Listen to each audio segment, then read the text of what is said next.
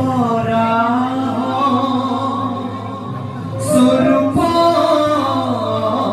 ধরি এ ভৈলায় তারা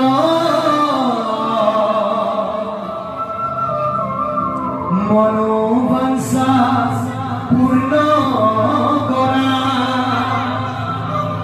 ও ভক্তনার দ্বারা সমুদ্র তীৰত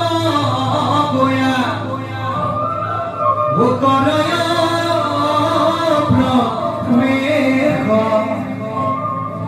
সময়